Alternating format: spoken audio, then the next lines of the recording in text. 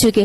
اب آئیے انشاءاللہ آیت نمبر 11 سے لے کر آیت نمبر 20 تک اس کے اندر اللہ تعالیٰ کیا فرماتا ہے, کیا نصیحتیں کرتا ہے, کیا تاکید مجھے اور آپ کو کرتا ہے, وہ دیکھیں گے انشاءاللہ. تو یہ جو آیت نمبر 11 سے 20 تک جو آیتیں ہیں اس کے اندر اللہ تبارک و تعالیٰ میرے اور آپ کے نبی جناب محمد الرسول اللہ صلی اللہ علیہ وسلم کی پیاری بیوی اما عائشہ رضی اللہ عنہا کی پاکی کو بیان کرتا ہے. عائشہ رضی اللہ عنہا کی برأت کو آیت نمبر 11 سے لے کر 20 تک اللہ تعالیٰ ان آیتوں کے اندر نقشہ کھینچتے ہوئے بتاتا ہے, اما عائشہ کی برأت کو نازل کرتا ہے. تو وہ واقعہ کیا تھا, ہم پچھلے درس میں مختصر سا واقعہ آپ کے سامنے رکھے تھے. تو پہلے یہ دیکھتے ہیں کہ اما عائشہ رضی اللہ عنہا پر تہمت کا وہ واقعہ کیا تھا جو منافقوں کی طرف سے عائشہ رضی اللہ عنہا پر لگایا گیا تھا, جس کی وجہ سے اللہ تعالیٰ نے آیت نمبر 11 سے لے کر آیت نمبر 20 تک نازل کر دیا. تو آئیے حضرت عائشہ رضی اللہ عنہ خود یہ واقعہ بیان کرتی ہے, یعنی حدیث ہے, حضرت عائشہ رضی اللہ عنہ خود واقعہ بیان کرتے ہوئے کہتی ہے کہ اللہ کے نبی صلی اللہ علیہ وسلم کا معمول تھا, یعنی اللہ کے نبی صلی اللہ علیہ وسلم کا یہ معمول تھا کہ جب بھی آپ سفر میں جاتے, کسی غزوے کے لیے جاتے, کسی جنگ لڑنے کے لیے جاتے, تو آپ اپنی بیویوں میں سے کسی ایک بیوی کو ساتھ لے جاتے. اور اس وقت قرعہ ڈالا گیا اور اس قرعے کے اندر حضرت عائشہ رضی اللہ عنہا کا نام نکلا. تو اما عائشہ کو لے کر کے آپ سفر میں گئے, یعنی غزوے میں گئے. اب جیسے ہی غزوے میں گئے, یعنی جنگ میں گئے, جنگ ہونے کے بعد جب آپ جنگ سے واپس ہو رہے تھے, یعنی غزوہ بنو المستلق, کون سی جنگ تھی یہ؟ غزوہ بنو المستلق میں گئے تھے آپ. یعنی یہ جو واقعہ تھا غزوہ بنو المستلق 6 ہجری میں واقع ہوا نا. تو یہ غزوے سے آپ واپس ہو رہے تھے, تو واپسی میں ہوا ایسا کہ آپ کا لشکر جو آپ کا قافلہ تھا ایک جگہ پہ پڑاؤ ڈالا, یعنی آرام کے لیے یا پھر حاجت کے لیے پڑاؤ ڈالا گیا. تو وہاں پر جب قافلہ رکتا ہے تو وہاں پر قافلہ رکنے کے بعد عائشہ رضی اللہ عنہا اپنی سواری سے اتر کر بیت الخلاء کے لیے جاتی, یعنی حاجت کے لیے جاتی ہے. عائشہ رضی اللہ عنہا جیسے ہی قضائے حاجت کے لیے جاتی ہے تو وہاں پر ان کا ہار گم ہو جاتا ہے. جب وہ واپس آتی ہے اپنی یعنی واش روم سے ہو کر کے آتی ہے تو دیکھتی ہے کہ ہار تو گم گیا ہے. تو اب اما عائشہ سوچتی ہے کہ یہ ہار تو بہت قیمتی ہے, تو پھر واپس پھر جاتی ہے وہیں پر جہاں پر وہ واش روم کے لیے گئی تھی, پھر واپس وہیں پر جاتی ہے. اب جیسے ہی اما عائشہ واپس جاتی ہے تو جو یہ قافلہ یہاں پر تھا وہ لوگ جا چکے ہوتے. اور اس زمانے میں ہوتا ایسا تھا کہ عورتیں کم عمر ہونے کی وجہ سے, یعنی عورتیں ہلکی پھلکی ہوا کرتی, یعنی ہیلدی نہیں ہوا کرتی تھی, ان کا بدن بہت کم ہوا کرتا تھا. تو صحابہ نے دیکھا کہ جو ہودج اٹھا رہے تھے سواری پر رکھنے کا, اس کو رکھ دیا یہ سمجھ کر کہ اس کے اندر حضرت عائشہ موجود ہے, یعنی پردے کا حکم نازل ہو گیا تھا.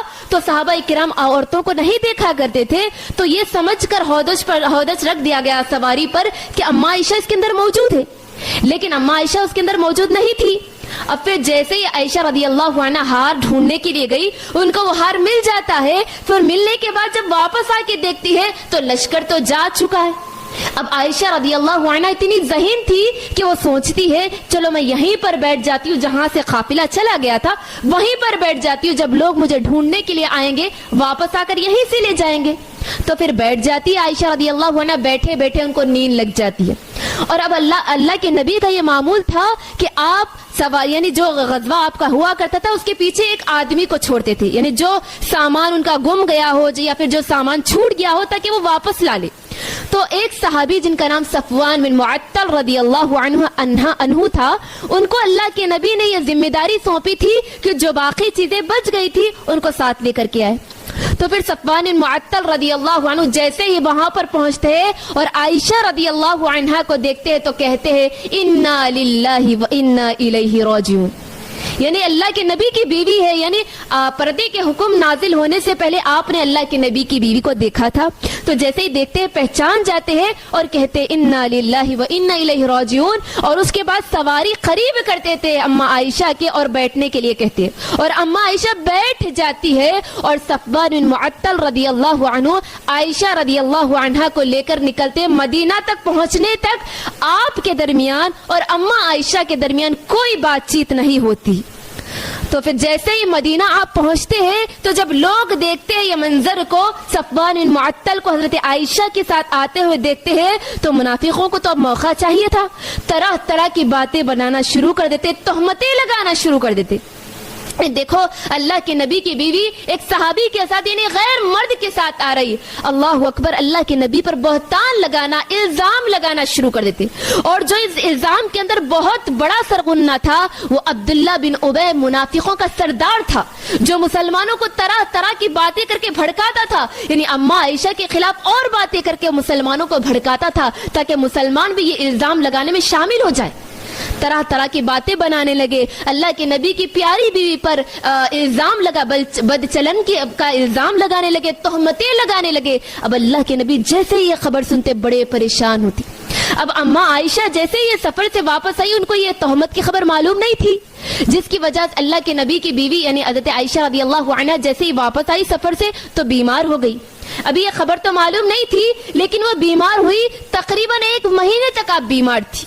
اور اب پھر عائشہ رضی اللہ عنہا دیکھتی ہے کہ میں بیمار ہونے کے بعد بھی اللہ کے نبی کا وہ حسن سلوک میرے ساتھ نہیں ہے جو پہلے ہوا کرتا تھا. یعنی جب میں بیمار ہو جاتی تو اللہ کے نبی مجھے بہت پوچھا کرتے, یعنی بار بار حال پوچھا کرتے. آپ کی شفقت کا یہ عالم ہوتا کہ آپ میرے قریب بیٹھے رہتے, لیکن میں دیکھتی ہوں کہ اللہ کے نبی اس بیماری میں میرے ساتھ نہیں ہے, آپ کو وہ معاملہ میرے ساتھ نہیں ہے, آپ کی وہ شفقت کا معاملہ میرے ساتھ نہیں ہے جو پہلے ہوا کرتا تھا.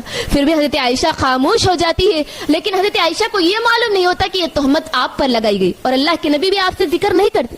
پھر ہوا ایک دن کہ مدینے میں جو ہے بیت الخلا جو ہوتا ہے, قضاء حاجت جو ہوتا ہے, وہ گھروں میں نہیں ہوا کرتا, یعنی گھروں سے دور ہوا کرتا تھا.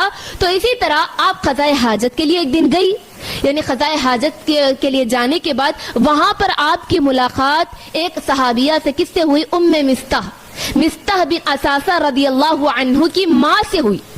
جیسے ان سے ملاقات ہوئی تو مستح جو یہ صحابی تھے, صحابی کی ماں تھی ام مستح, انہوں نے اس واقعے کو حضرت عائشہ کو بتلا دیا. کیا تمہیں نہیں معلوم تمہارے بارے میں ایسی ایسی افواہ چل رہی, ایسی ایسی خبر چلی.